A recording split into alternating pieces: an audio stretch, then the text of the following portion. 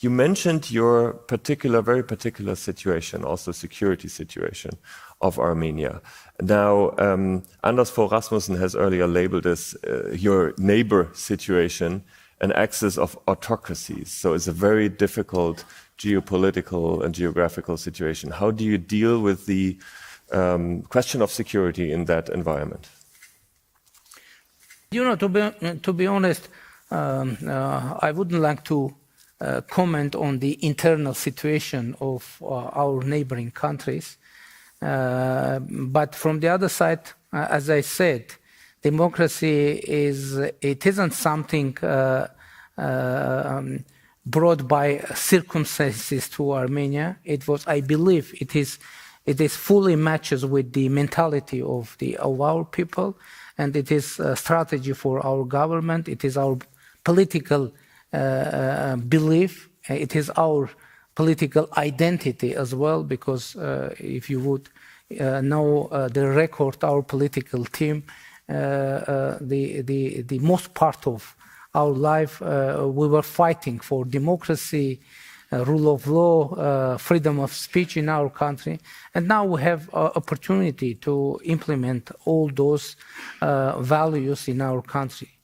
But of course, the security situation was complicated, and now even more complicated, not only due to our regional situation, but for global situation as well, because obviously the global order is collapsing now, and it was my assessment, and I guess I shared that assessment publicly as well, that the war that happened in our region, it was kind of prelude of further developments.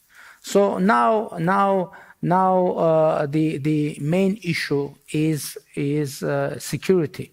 And what is our strategic view? How are we going to provide security for our country? Recently, I made a speech in our parliament saying that I think that the most important tool for securing or for delivering security, it is the legitimate foreign policy, and that's why we are mentioning so frequently Almaty Declaration of 1991.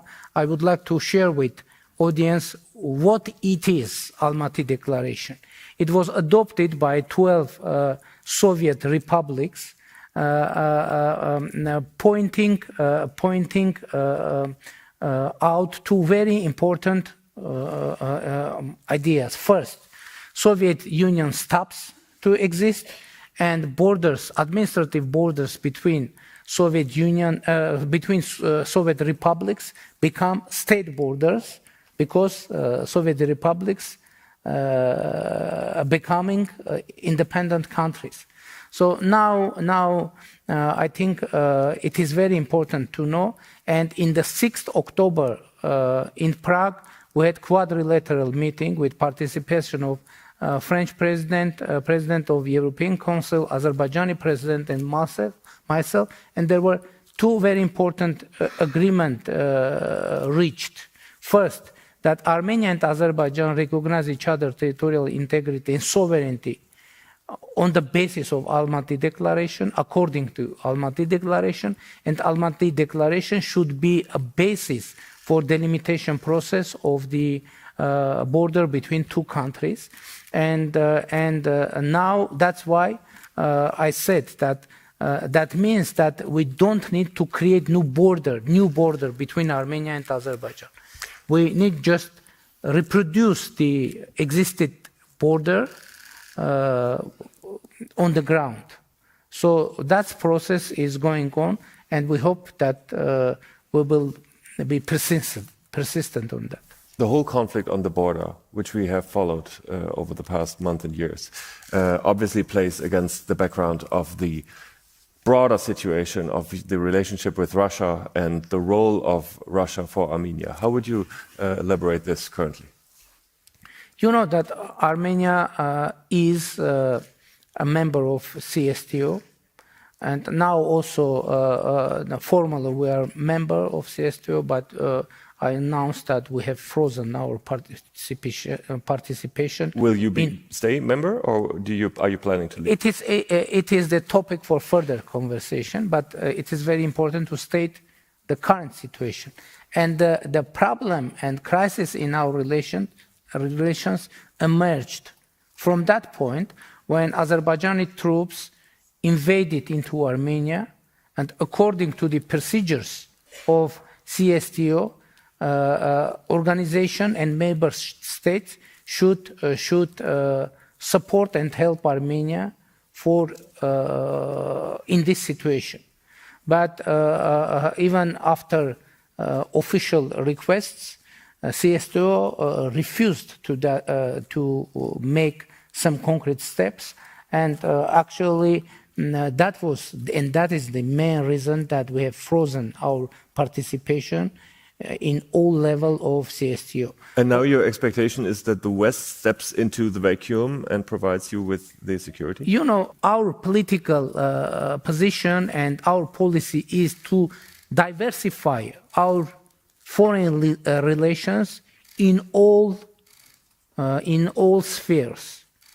Now we are creating some cooperation in security field with India, with France, with other countries, and now we hope to, and now we have some kind of cooperation with the European Union, because, as I said, we are happy with deployment in the European civilian monitoring mission in our border with Azerbaijan. Of course, it is civilian mission, but from the other side, it is a kind of a new factor in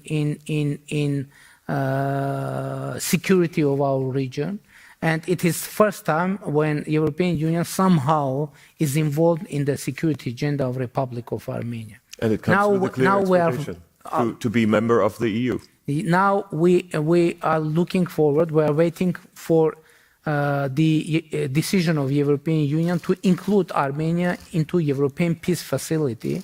And we hope to start to have visa liberalization negotiations start. And last year I announced in European Parliament that Armenia is ready to be as close to European Union as the European Union would consider possible. And that is our position, and it's still there. We come to one question from the audience, which also is connected directly to the opportunities that you might have to get closer to Europe, which is, can you elaborate on the initiatives Armenia is taking on to fight corruption? As I said, we have huge progress on fighting corruption, but unfortunately, we can't say that we have managed to eliminate corruption from Armenia. But what to do?